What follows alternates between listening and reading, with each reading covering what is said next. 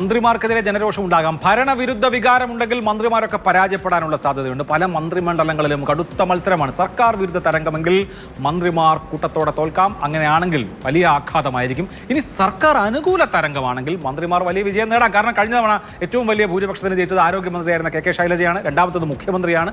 അപ്പോൾ മന്ത്രിമാർ വീഴുമോ വാഴുമോ, ഭരണവിരുദ്ധ വികാരം ഉണ്ടോ ഇല്ലയോ എന്നതിൻ്റെ ഒരു ലിറ്റ്മസ് ടെസ്റ്റായിട്ട് ഈ ചോദ്യം മാറുമെന്നാണ് ഞാൻ വിചാരിക്കുന്നത്. ഭരണവിരുദ്ധ വികാരം ഉണ്ട് എങ്കിൽ പല മന്ത്രിമാരും പരാജയമടയാം. ഭരണവിരുദ്ധ വികാരം ഇല്ലെങ്കിൽ പല മന്ത്രിമാരും രക്ഷപ്പെടാം. എന്ത് തോന്നുന്നു രതീഷ്? എനിക്ക് തോന്നുന്നത് ഇപ്പോൾ മുഖ്യമന്ത്രി ഉൾപ്പെടെ 11 മന്ത്രിമാർ, മുഖ്യമന്ത്രിയെ കൂടെ കൂട്ടിയാൽ 11 മന്ത്രിമാർ നിയമസഭാ തെരഞ്ഞെടുപ്പിൽ LDF-ന്റെ ഭാഗമായി മത്സരിക്കുന്നുണ്ട്. 14 MLA-മാർ മത്സരിക്കുന്നു. അത് തന്നെയാണ് ഏറ്റവും വലിയ ബലം LDF-ന്റെ. കാരണം ഇത്രയധികം സിറ്റിംഗ് MLA-മാരും മന്ത്രിമാരും മത്സരിക്കുന്ന അവരുടെ എല്ലാം പെർഫോമൻസ് ബെറ്ററാണ്. സർക്കാരിനെതിരെ ചെറിയ വികാരമെങ്കിലും ഉണ്ടെങ്കിലും അതിനെ അതിജീവിക്കാൻ കഴിയും എന്ന തോന്നലായിരുന്നു. പക്ഷേ മന്ത്രിമാർ ഇപ്പോൾ ഭരണത്തിലേക്ക് വീണ്ടും LDF വരികയാണെന്ന് കരുതുക. എങ്കിൽ പോലും എല്ലാ മന്ത്രിമാരും വിജയിക്കുമോ എന്ന കാര്യത്തിൽ എനിക്ക് സംശയമുണ്ട്.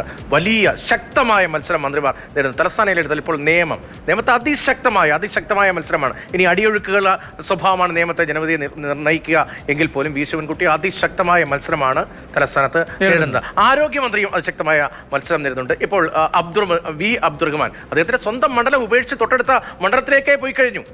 അപ്പോൾ അങ്ങനെ വലിയ പ്രതിസന്ധി നേരിടുന്നു. ഇപ്പോൾ വലിയൊരു UDF-ന്റെ അത്യാവശ്യം ട്രെൻഡെങ്കിലും ഉണ്ടെങ്കിൽ വയനാട് ജില്ലയിലെ 3 സീറ്റും UDF ജയിച്ചു വരാം. എത്ര അനുകൂല സാഹചര്യമാണ് LDF-ന് എന്ന് പറഞ്ഞാൽ UDF-ന് അനുകൂലമായ ഒരു സ്വഭാവം കേരളത്തിലാകെ ഉണ്ടെങ്കിൽ ആദ്യം ജയിക്കുന്ന വയനാട്ടിലെ 3 സീറ്റായിരിക്കും. അങ്ങനെ ആണെങ്കിൽ അങ്ങനെ പല സാധ്യതയുണ്ട്.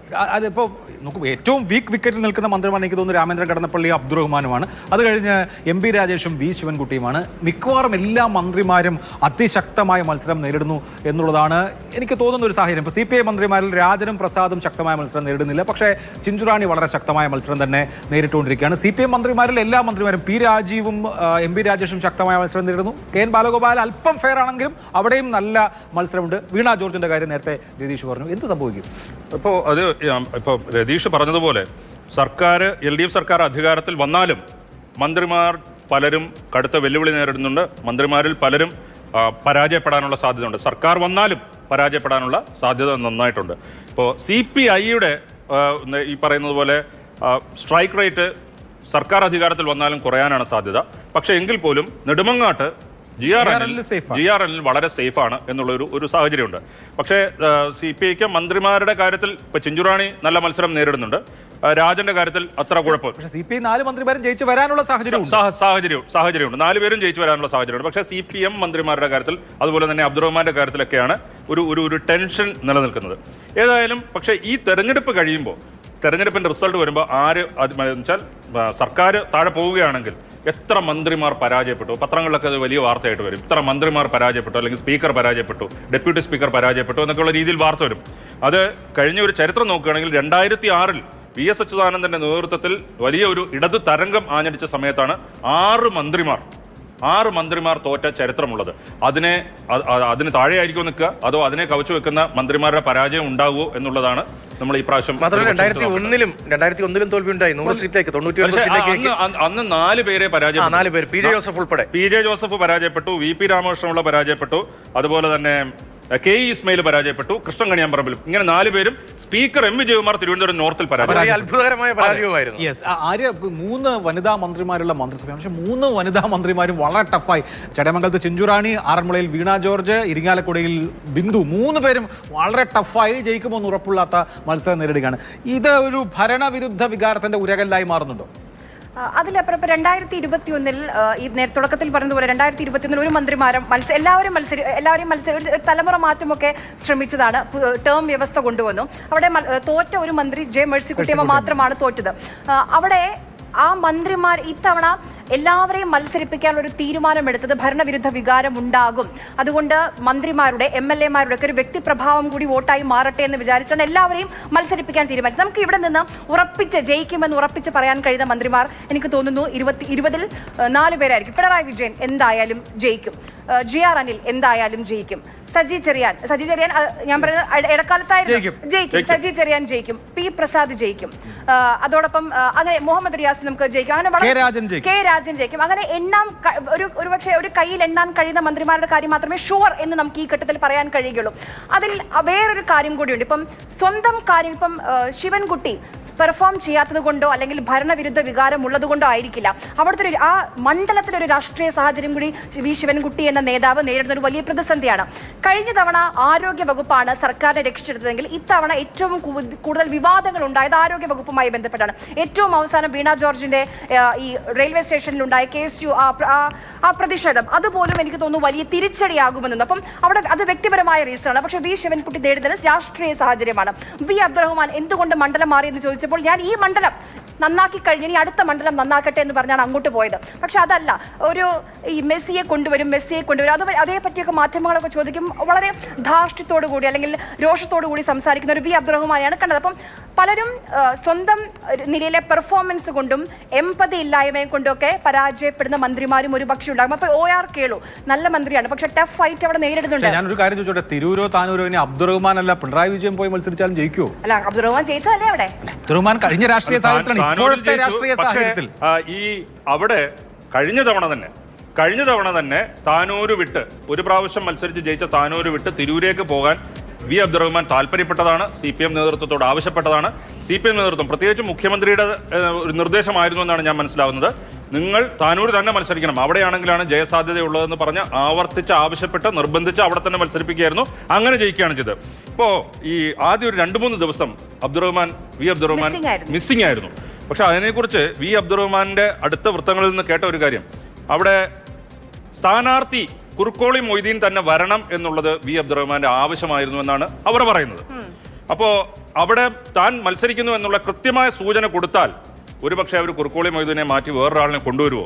അത് കൊണ്ടുവരാതിരിക്കാൻ വേണ്ടിയിട്ടുള്ള തന്ത്രമായിരുന്നു, അടവായിരുന്നു എന്നൊക്കെയാണ് പറയുന്നത്. എന്തായാലും നമുക്ക് മറ്റന്നാൾ അറിയാം. അല്ല, എന്ന് മാത്രമല്ല ഇവരൊക്കെ ഇപ്പം ബിന്ദു ആയാലും വീണയായാലും അബ്ദുറഹ്മാന്റെ കാര്യം കുറച്ച് ടഫാണ്. ഇവരാരും ജയിച്ചു വരില്ല എന്ന് നമുക്ക് ഉറപ്പിക്കാൻ കഴിയില്ല എന്നൊരു സാഹചര്യം കൂടി ഉണ്ട്. ഈ സമയത്ത് ഞാൻ ആദ്യം തുടക്കത്തിൽ അതാണ് പറയുന്നത്, നമുക്ക് ഷുവർ ആയിട്ട് ജയിച്ചു കയറാൻ എന്ന് പറയുന്ന വളരെ കുറച്ച് ആളുകളെ ഈ നിമിഷമുള്ളൂ നമ്മുടെ മുന്നിൽ. ബാക്കിയെല്ലാം ഒരു ടഫ് ഫൈറ്റ്, മന്ത്രിമാർ പോലും ഇത്തവണ ടഫ് ഫൈറ്റ് നേരിടുന്നുണ്ട്. അപ്പം ഒരു ഭരണവിരുദ്ധ വികാരമുണ്ട്, വലിയ വെല്ലുവിളി നേരിടുന്നുണ്ട് കേരളത്തിലെ മന്ത്രിമാർ എന്നുള്ളത്. കാരണം അവര് A+ നേടി, ഓരോ വകുപ്പും ചെയ്ത കാര്യങ്ങൾ എന്തൊക്കെ ചെയ്തു കഴിഞ്ഞ 5 വർഷം, കഴിഞ്ഞ 10 വർഷം എന്ന് പറഞ്ഞാണല്ലോ ഇത്തവണത്തെ തെരഞ്ഞെടുപ്പിനെ നേരിട്ടത്. വികസന രാഷ്ട്രീയം പറഞ്ഞാണ് നേരിട്ടത്. അപ്പം വികസനം എന്ന് പറയുമ്പോൾ ഓരോ മന്ത്രിമാരുടെയും ആ വകുപ്പുകളുമായി ബന്ധപ്പെട്ട വികസനം കൂടിയാണ്. അത് പറഞ്ഞ് അത് വോട്ടായി മാറിയിട്ടില്ല എന്നുള്ള കാര്യം കൂടിയുണ്ട്. ഇത് എനിക്ക് തോന്നുന്നു ഭരണവിരുദ്ധ വികാരത്തിന്റെ ഒരു ഉരകല്ല് എന്നുള്ളത് പോലെ തന്നെ പരമാവധി ആ മണ്ഡലം ഹോൾഡ് ചെയ്യാൻ കഴിയുന്ന ആളുകളെ മത്സരിപ്പിക്കുക എന്ന സ്ട്രാറ്റജി കൂടി ഇത്തവണ സിറ്റിംഗ് MLA-മാരെയും സിറ്റിംഗ് മന്ത്രിമാരെയും മത്സരിപ്പിക്കുന്ന കാര്യത്തിൽ ഉണ്ടായിരുന്നു. അതുകൊണ്ടാണല്ലോ 2 ടേം നിബന്ധന ഇത്തവണ കർക്കശമാക്കാതിരുന്നത്, CPM പ്രത്യേകിച്ചും. അപ്പോൾ ആ ഒരു പരീക്ഷണത്തിന്റെ വിജയവും പരാജയവും കൂടി നിർണ്ണയിക്കപ്പെടുമെന്ന് വിചാരിക്കാം. ഉറപ്പായും സർക്കാരിനെതിരായ വികാരം അത് സ്വാഭാവികമായി അത്തരം വികാരങ്ങളൊക്കെ ഉണ്ടാകാറുണ്ട്. കഴിഞ്ഞ ടേമിൽ 2021 സാഹചര്യമല്ല ഇപ്പോൾ ഉള്ളത് എന്നത് സ്വാഭാവികമല്ല. CPM നേതാക്കൾക്കോ ഇപ്പോൾ നമ്മൾ സമൂഹ മാധ്യമങ്ങളിൽ സൃഷ്ടിക്കുന്ന ഒരു ട്രെൻഡ് ഉണ്ടല്ലോ, അല്ലെങ്കിൽ സെറ്റ് ചെയ്യുന്ന ഒരു മാർക്കുണ്ടല്ലോ. ഇപ്പോൾ നേരത്തെ ആര്യ പറഞ്ഞു മന്ത്രിമാരുടെ പെർഫോമൻസിനെ കുറിച്ച്. എങ്ങനെയാണ് മന്ത്രിമാരുടെ പെർഫോമൻസിന് പുസുമമാകെ മാർക്കിടുന്ന ഈ സമീപകാലത്ത്? നേരത്തെ ആണെങ്കിൽ അവരുടെ വിസിബിലിറ്റി മറ്റു തരത്തിലായിരുന്നു. ഇപ്പോൾ പക്ഷേ സമൂഹ മാധ്യമങ്ങളുടെ സാന്നിധ്യം, അവർ ഇത് ചെയ്തു അത് ചെയ്തപ്പോൾ വിദ്യാഭ്യാസ മന്ത്രി ഞാൻ ആ കാര്യം ഒറ്റ കാര്യം, നമ്മളൊരു സർവേ നടത്തിയിരുന്നു. ആ സർവേയിൽ 1ാം സ്ഥാനത്തെത്തിയത് KB ഗണേഷ് കുമാറാണ്, 2ാം സ്ഥാനത്തെത്തിയത് വി ശിവൻകുട്ടിയാണ്, 3ാം സ്ഥാനത്തെത്തിയത് P രാജീവാണ്, അല്ലെ? P രാജീവാണ്, 4ാം സ്ഥാനത്തെത്തിയത് വീണ ജോർജാണ്. ഈ 4 പേരും ടഫ് ഫൈറ്റിനെ നേരിടുകയാണ്. ഈ 4 പേരും നല്ല മന്ത്രിമാരോ നല്ല MLA-മാരോ അല്ല എന്ന അഭിപ്രായം ഉണ്ടാകില്ല. പക്ഷേ 4 പേർ അതൊക്കെ മണ്ഡലങ്ങളുടെ സാഹചര്യം, രാഷ്ട്രീയ സാഹചര്യം. വി ശിവൻകുട്ടിയുടെ കാര്യം പറയാം. അവർ ശക്തമായ ത്രികോണ മത്സരം നടക്കുകയാണ്. അപ്പൊ വി ശിവൻകുട്ടിക്ക് അങ്ങനത്തെ ഒരു ഗതികേട് കൂടി നേരിടേണ്ടി വരികയാണ്. ഈ MLA-മാരെ വീണ്ടും മത്സരിപ്പിക്കുന്നത് അവരുടെ ജനകീയത, വീണ്ടും ജയിക്കാൻ വേണ്ടിയിട്ടുള്ള അതിന് കൂടുതൽ സഹായിക്കും. ഇതെല്ലാം പറഞ്ഞല്ലോ. അത് നമ്മൾ വ്യാപകമായിട്ട് CPM ഈ ടേം നിബന്ധന മാറ്റിയതിനുള്ള ഒരു കാരണമായി പറഞ്ഞതും MLA-മാരുടെ പോപ്പുലാരിറ്റിയെ കുറിച്ചാണ്. അങ്ങനെയാണെങ്കിൽ എൻ്റെ ഒരു ന്യായമായ സംശയം, കേരളത്തിന്റെ ഒരറ്റം മുതൽ ഒരറ്റം വരെ മുഖ്യമന്ത്രിയുടെ ഇത്രയും ഹോർഡിങ്സ് വെച്ചപ്പോൾ അതാത് മണ്ഡലങ്ങളിൽ വേണമെങ്കിൽ വളരെ ചെറുതായിട്ടെങ്കിലും ആ MLA-മാരുടെ പടം കൂടെ കൊടുക്കാൻ പറ്റുന്നത്, അതെന്തുകൊണ്ടായിരിക്കും കൊടുക്കാത്തത്?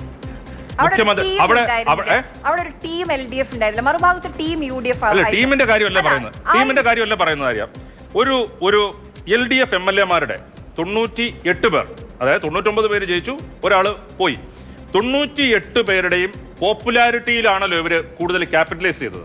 അതാണ് ഈ ടേം നിബന്ധന ലംഘിച്ച് അല്ലെങ്കിൽ ടേം നിബന്ധന മാറ്റിവെച്ച് ഇത്തവണ കൂടുതൽ MLA-മാരെ മത്സരിപ്പിക്കാൻ തീരുമാനിച്ചു. അങ്ങനെയാണെങ്കിൽ ആ പോപ്പുലാരിറ്റി കൂടി ഉപയോഗിക്കണമെങ്കിൽ ഇത് ചെയ്തുകൂടായിരുന്നു. അതാത് മണ്ഡലങ്ങളിൽ അതാത് MLA-മാരുടെ കുറവുണ്ടല്ലോ. അല്ല, അതുണ്ട്. പക്ഷേ ഇത് പിണറായി വിജയനെതിരെ അതുപോലെ തന്നെ സർക്കാരിനെതിരെ ഒരു വികാരമുണ്ട് എന്നുള്ളത് എല്ലാവർക്കും അറിയാവുന്ന കാര്യമാണ്. ഇന്ന് മാതൃഭൂമി ന്യൂസിൽ രാവിലെ VK പ്രശാന്ത് സംസാരിക്കുമ്പോൾ VK പ്രശാന്തിനോട് ഏറ്റവും അവസാനം ചോദിച്ച ചോദ്യം എത്ര സീറ്റ് ജയിക്കും എന്നാണ്. അദ്ദേഹം തുറന്നു പറഞ്ഞു 75 എന്നുള്ള നമ്പർ. ഇപ്പോൾ പാർട്ടി ഒക്കെ വലിയ വേറെ നമ്പറുകളൊക്കെയാണ് പറയുന്നത്. ഒരുപക്ഷെ എനിക്ക് തോന്നുന്നു കുറച്ചുകൂടെ ആ യാഥാർത്ഥ്യ ബോധത്തോട് കൂടി റിയലിസ്റ്റിക് ആയിട്ട് പറയുന്നു. അപ്പോൾ ആ രീതിയിൽ താഴ്ന്നു വരുന്നു എന്നുള്ളത് പാർട്ടിക്കും അറിയാം. പാർട്ടി തുറന്നു പറയുന്നില്ല. ബന്ധപ്പെട്ട് നമ്മൾ ആഗോള അയ്യപ്പ സംഗമം നടത്തി. ആഗോള അയ്യപ്പ സംഗമം എന്തിനാണ് നടത്തി? ശബരിമല വിശ്വാസികൾക്ക് വേണ്ടിയാണ് നടത്തി. അതിൽ അയ്യപ്പനെ കാണാനില്ലായിരുന്നു. അവിടെയും പിണറായി വിജയൻ മാത്രമേ ഉണ്ടായിരുന്നുള്ളൂ. അല്ല, ഞാൻ പറയുന്നത് അപ്പോ ആ രീതിയിലുള്ള ഒരു എതിർവികാരം ഉണ്ട്. വലിയ രീതിയിലല്ല എന്ന് പാർട്ടി വിചാരിച്ചുവെങ്കിലും എതിർവികാരം ഉണ്ട് എന്ന് അവർ മനസ്സിലാക്കുന്നത്. അത് സർക്കാരിനെതിരെയുണ്ട്, മുഖ്യമന്ത്രിക്കെതിരെയുണ്ട്, സർക്കാരിന്റെ മൊത്തം പ്രവർത്തനത്തിനെതിരെയുണ്ട്, എല്ലാം ഉണ്ട്. അപ്പോ ഈ രീതിയിൽ ഒരു വലിയ അളവിൽ ഇങ്ങനെ മുഖ്യമന്ത്രി മാത്രം നിറഞ്ഞു നിന്നത് ഗുണം ചെയ്തോ ദോഷം ചെയ്തോ? ഇന്നലെ ഞാൻ പറഞ്ഞു ശൈലജ ടീച്ചർ, അതായത് ഈ തവണ ഈ LDF-ന് ഏറ്റവും കൂടുതൽ സൈബർ ഇടങ്ങളിൽ കുറെ അധികം പോരാളികളുള്ള പാർട്ടിയാണ് ഇടതുമുന്നണി ഏറ്റവും കൂടുതൽ ആഘോഷിച്ച ചിത്രം പിണറായി വിജയൻ KK ശൈലജയുടെ കൈ ഉയർത്തിപ്പിടിക്കുന്ന ഒരു ചിത്രമാണ്. അത് നേരത്തെ ആകാമായിരുന്നു എന്നുള്ള കാര്യമുണ്ട്. ആ നേരത്തെ ആകാമായിരുന്നു. ഈ പറഞ്ഞ ഹോർഡിങ്സിൽ KK ശൈലജ എന്നൊരു മുഖം കൂടി വന്നെങ്കിൽ അറിയില്ല മെയ് 4-ന് എന്താണ് ചിത്രമെന്ന്. ഒരു പക്ഷേ LDF-ന് പ്രതിപക്ഷത്തേക്ക് പോവുകയാണെങ്കിൽ അത് മാറ്റിമറയ്ക്കാൻ കഴിയുന്ന ഒരു ചിത്രമായേനെ അത്.